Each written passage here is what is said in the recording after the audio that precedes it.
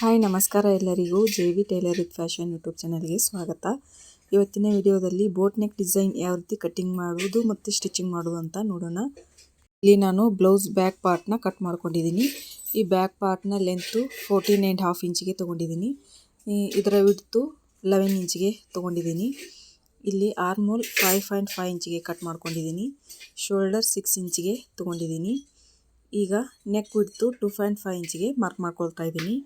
Neck length 11 ಇಂಚಿಗೆ mark ಮಾಡ್ಕೊಳ್ತಾ ಇದ್ದೀನಿ. ಈ ರೀತಿ ಒಂದು ಸ್ಟ್ರೇಟ್ ಲೈನ್ನ ಹಾಕೊಳ್ತಾ ಇದ್ದೀನಿ. ಈ ರೀತಿ ಒಂದು ನೆಕ್ ಬಾಕ್ಸ್ನ ಹಾಕೊಳ್ತಾ ಇದ್ದೀನಿ. ಈಗ 3.5 ಇಂಚಿಗೆ ಇಲ್ಲಿ ಒಂದು ನೆಕ್ ಮಾರ್ಕ್ನ ಮಾಡ್ಕೊಳ್ತಾ ಇದ್ದೀನಿ. ಈ ರೀತಿ ಬೋಟ್ ನೆಕ್ ಶೇಪ್ನ ಮಾರ್ಕ್ ಮಾಡ್ಕೊಳ್ತಾ ಇದ್ದೀನಿ. ಇಲ್ಲಿ ಕೆಳಗಡೆ 5 ಇಂಚಿಗೆ ಒಂದು ಮಾರ್ಕ್ನ ಮಾಡಿಕೊಂಡು ಇಲ್ಲಿ ಈ ರೀತಿ ಸ್ಟ್ರೇಟ್ ಲೈನ್ನ ಹಾಕ್ಕೊಳ್ಬೇಕು. ಈಗ ಕೆಳಗಡೆ ಇಲ್ಲಿ ಈ ರೀತಿ ನೆಕ್ ಶೇಪ್ನ ಹಾಕೊಳ್ತಾ ಇದ್ದೀನಿ. ಈ ರೀತಿ ನೆಕ್ ಡಿಸೈನ್ ಮಾರ್ಕ್ನ ಹಾಕೊಳ್ತಾ ಇದ್ದೀನಿ. ಈಗ ಇದನ್ನು ಮತ್ತೆ ಒಂದ್ಸಲ ಡಾರ್ಕ್ ಆಗಿ ಮಾರ್ಕ್ ಮಾಡ್ಕೊಳ್ಳೋಣ. ನೀವಿನ್ನೂ ನಮ್ಮ ಚಾನಲ್ಗೆ ಸಬ್ಸ್ಕ್ರೈಬ್ ಮಾಡಿಲ್ಲ ಅಂದರೆ ದಯವಿಟ್ಟು ಈಗಲೇ ಸಬ್ಸ್ಕ್ರೈಬ್ ಮಾಡಿ.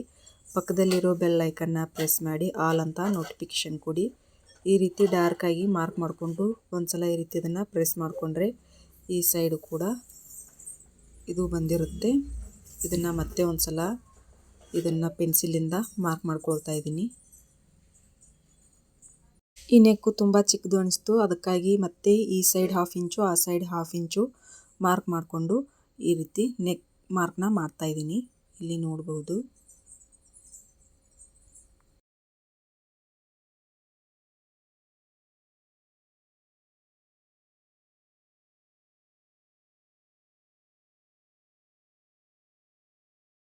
ಈ ರೀತಿ ನೆಕ್ ಮಾರ್ಕ್ ಮಾಡ್ಕೊಂಡಾದ್ಮೇಲೆ ಇದನ್ನು ಈ ಲೈನಿಂಗ್ ಬಟ್ಟೆನ ಈ ಮೇನ್ ಫ್ಯಾಬ್ರಿಕ್ ಮೇಲೆ ಹಾಕೊಳ್ತಾ ಇದ್ದೀನಿ. ಇದಕ್ಕೆ ಈ ನೆಕ್ ಪಾರ್ಟ್ಗೆ ಗುಂಡು ಪಿನ್ಗಳನ್ನ ಹಾಕೊಳ್ಬೇಕು.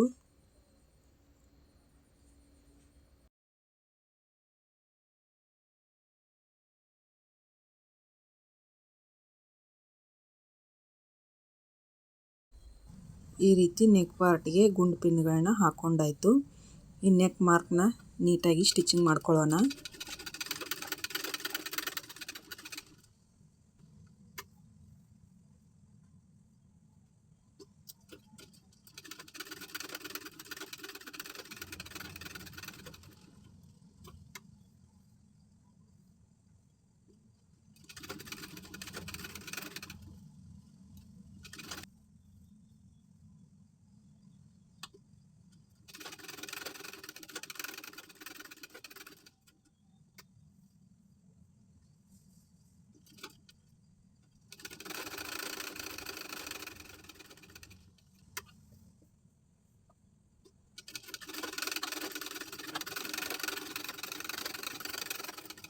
ಈ ರೀತಿ ನೆಕ್ ಮಾರ್ಕ್ನ ಸ್ಟಿಚಿಂಗ್ ಮಾಡ್ಕೊಂಡಾಯ್ತು. ಈ ಗುಂಡು ಪಿನ್ಗಳನ್ನೆಲ್ಲ ತೆಗೆದು ಇದನ್ನು ನೆಕ್ ಪಾರ್ಟ್ನ ಕಟ್ ಮಾಡ್ಕೊಳ್ತೀನಿ.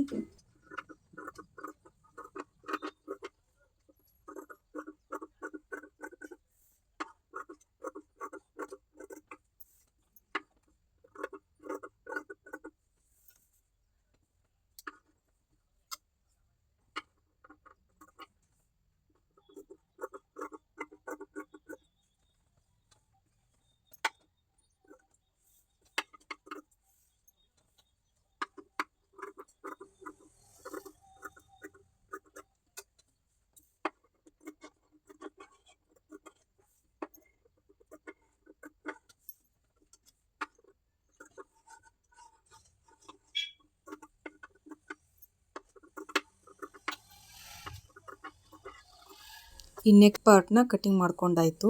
ಈಗ ಈ ನಿಡಲ್ ಸಹಾಯದಿಂದ ಈ ಲೈನಿಂಗ್ನ ತಿರುಗಿಸ್ಕೊಳ್ಬೇಕು. ಈ ರೀತಿ ನಾನು ನಿಡಲಿಂದ ಈ ಲೈನಿಂಗ್ನ ನೀಟಾಗಿ ತಿರುಗಿಸ್ಕೊಳ್ತೀನಿ. ಇದನ್ನು ಈ ರೀತಿ ಒಂದ್ಸಲ ಪ್ರೆಸ್ ಮಾಡ್ಕೊಳ್ಬೇಕು. ಈ ರೀತಿ ನೆಕ್ ಪಾರ್ಟ್ನ ಪ್ರೆಸ್ ಮಾಡ್ಕೊಳ್ಳೋದ್ರಿಂದ ಲೈನಿಂಗ್ನ ಈಸಿಯಾಗಿ ತಿರುಗಿಸ್ಕೊಳ್ಬೋದು.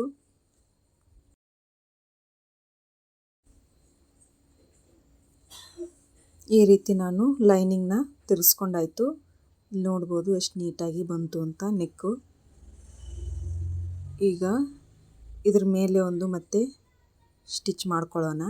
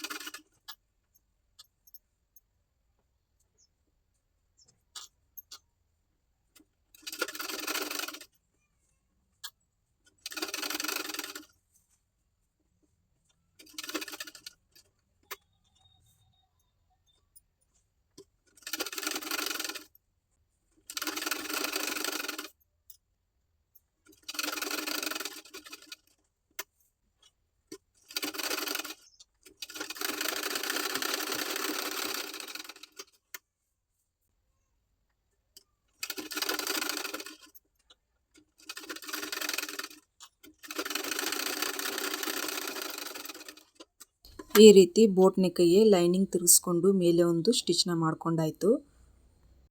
ಈ ರೀತಿ ಇದನ್ನು ನೀಟಾಗಿ ಫೋಲ್ಡಿಂಗ್ ಮಾಡಿಕೊಂಡು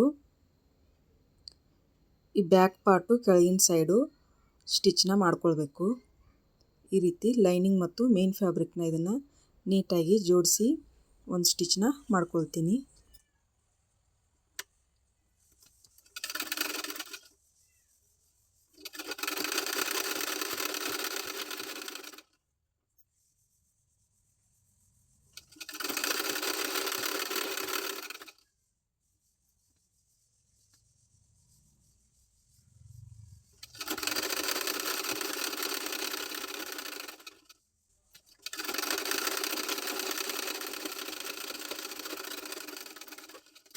ಈ ರೀತಿ ಇದನ್ನು ಸ್ಟಿಚಿಂಗ್ ಮಾಡ್ಕೊಂಡಾದಮೇಲೆ ಇದನ್ನು ಫೋಲ್ಡಿಂಗ್ ಮಾಡಿರೋದನ್ನು ನೀಟಾಗಿ ಇದನ್ನು ಓಪನ್ ಮಾಡ್ಕೊಳ್ಬೇಕು. ಈ ರೀತಿ ಇದನ್ನ ಓಪನ್ ಮಾಡ್ಕೊಂಡಾಯಿತು. ಮತ್ತೆ ಈಗ ಇದ್ರ ಮೇಲೆ ಒಂದು ಸ್ಟಿಚ್ನ ಮಾಡ್ಕೊಳ್ಬೇಕು.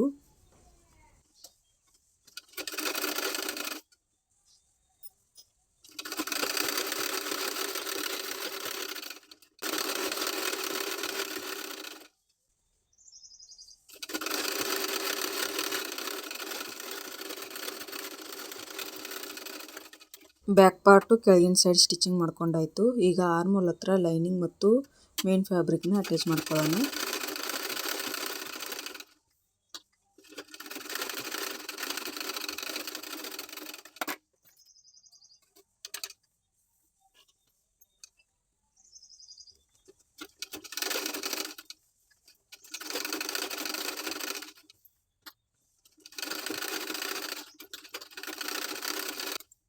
ಇಲ್ಲಿ ಜಾಸ್ತಿ ಆಗಿರೋ ಮೇನ್ ಫ್ಯಾಬ್ರಿಕ್ನ ಕಟ್ ಮಾಡಿ ತೆಗೆದುಕೊಳ್ಬೇಕು.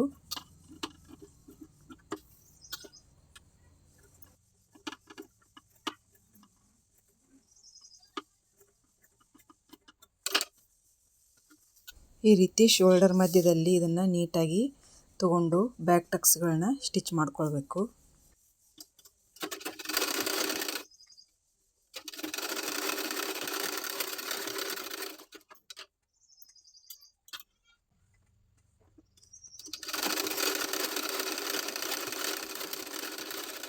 ಈ ರೀತಿ ಬೋಟ್ ನೆಕ್ ರೆಡಿ ಆಯಿತು.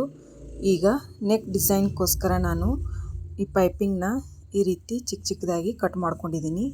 ಈ ಪೈಪಿಂಗ್ನ ಈ ರೀತಿ 2 ಫೋಲ್ಡ್ ಮಾಡಿಕೊಂಡು ಇದನ್ನು ನೆಕ್ ಪಾರ್ಟಿಗೆ ಹಚ್ಚಿ ಸ್ಟಿಚಿಂಗ್ ಮಾಡ್ಕೊಳ್ತೀನಿ.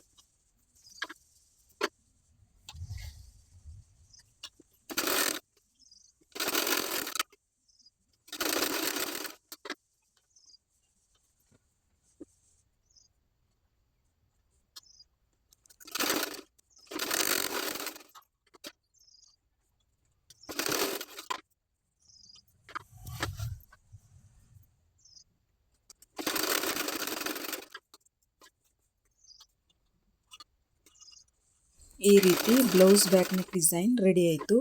ಈ ಬೋಟ್ ನೆಕ್ ಡಿಸೈನ್ ಯಾವ ರೀತಿ ಕಟ್ ಮಾಡೋದು ಮತ್ತು ಸ್ಟಿಚಿಂಗ್ ಮಾಡೋದು ಅಂತ ನೋಡಿದ್ರಲ್ಲ. ಈ ವಿಡಿಯೋ ನಿಮಗೆ ಇಷ್ಟ ಆದರೆ ಲೈಕ್ ಮಾಡಿ, ಶೇರ್ ಮಾಡಿ, ಸಬ್ಸ್ಕ್ರೈಬ್ ಮಾಡಿ.